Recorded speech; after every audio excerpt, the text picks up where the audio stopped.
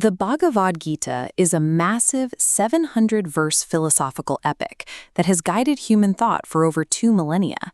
You can find its fingerprints everywhere today. Modern Chinese academics actively study its verses to solve complex life dilemmas and formulate modern strategies. It deeply shaped Western literature, offering metaphysical solutions to writers like the poet T.S. Eliot. But if you go online to buy a copy, you run into an immediate problem. You cannot actually buy the Bhagavad Gita.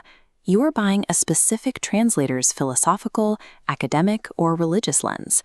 If you grab the top-ranked bestseller without knowing the author's background, you might end up with a highly technical linguistic manual when you really wanted practical life advice. Choosing a text that clashes with your worldview usually leads to frustration, and most readers who make this mistake abandon the book before they finish the 3rd chapter. This table compares 3 translations of verse 2.47, outlining Karma Yoga, the path of selfless action. Look at the verb choices. Academic translator Barbara Stoler Miller specifies a right to perform prescribed duty, while Eknath Easwaran's accessible prose focuses broadly on actions. Miller's version prioritizes strict literal accuracy, maintaining the exact verse structure of the original Sanskrit. On the far right, A.C. Bhaktivedanta Swami Prabhupada's devotional translation injects specific theological directives aimed at religious practitioners. Because translators prioritize different goals, there is no single flawless English version. Your choice requires a direct trade-off between linguistic precision and practical accessibility. This chart maps the available English translations across 2 critical axes, from literal to interpretive on the x-axis, and from dense to accessible on the y-axis. Eknath Easwaran sits firmly in the accessible and interpretive quadrant. He uses clear, modern prose and extensive chapter introductions to connect ancient philosophy directly to modern psychological challenges. The trade-off for this clarity is that you lose the poetic rhythm of the original text, and the simplified language skips over complex scholarly debates. If you prefer strict historical fidelity, Barbara Stoler Miller represents the standard for the academic path. Her rigorous translation provides a highly accurate, historically faithful representation of the original text.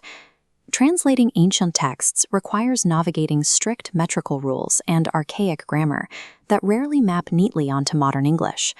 The cost of that accuracy is a noticeably drier tone. Without spiritual commentary, you are left entirely on your own to figure out how to apply the philosophy to your life. You have to decide if you want to prioritize absolute historical truth for study or immediate psychological clarity for your daily routine. Then there are the heavy-duty commentaries, like A.C. Bhaktivedanta Swami Prabhupada's Bhagavad Gita as it is. Prabhupada was the founder of the Gaudiya Vaishnava movement, a Hindu religious tradition focused specifically on devotion to Lord Krishna. His version expands the original 700 verses into thousands of pages of detailed commentaries, known as purports. Reading this provides comprehensive exposure to Bhakti Yoga, the spiritual path of love and devotion, complete with strict lifestyle guidance and theological instruction. It requires a massive time investment, and you must be willing to engage with a highly specific, sectarian interpretation that often excludes other philosophical viewpoints. Other texts cater to highly specific niches. Paramahansa Yogananda's translation, for example, focuses entirely on Raja Yoga. Raja Yoga is the scientific, step-by-step approach to mind control and meditation. These niche texts give you complete mastery over a specific interest, breaking down inner meditation techniques or providing exact word-for-word grammatical analysis. But their extreme narrow focus makes it very difficult for a general reader to follow the overarching narrative of the battlefield epic.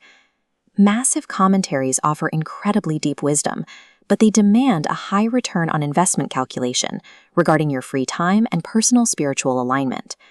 This flowchart breaks down exactly which translation you should choose based on your primary reading goal. If you are a first-time reader who wants to understand the basic philosophy and apply it to modern life, you should pick Eknath Easwaran. You accept a slightly simplified text, but you guarantee that you will actually comprehend the overarching message. If you are studying Eastern religions or linguistics at a university level, follow the academic path to Barbara Stoler Miller or Winthrop Sargent. you will face a much steeper learning curve, and you will not get modern lifestyle advice. Finally, if you are explicitly looking to deepen a devotional or yoga practice, you need Prabhupada or Yogananda. The most accurate book on the shelf is useless if it sits unread. The best translation is simply the one you will actually finish. For long-term comprehension, you should not rely on a single text. You need a two-step strategy. Step 1. Start with an accessible primer. Use it to firmly grasp the narrative structure and core concepts without getting bogged down in archaic terminology. Step 2. Once you have that foundation, cross-reference the most profound or difficult verses with a rigorous academic text to ensure historical accuracy. Comparing multiple translations highlights different aspects of the meaning, providing a complete 360-degree understanding of the philosophy. The value of the Bhagavad Gita does not come from finding one flawless book. It comes from utilizing the right combination of lenses to translate ancient wisdom into your modern reality.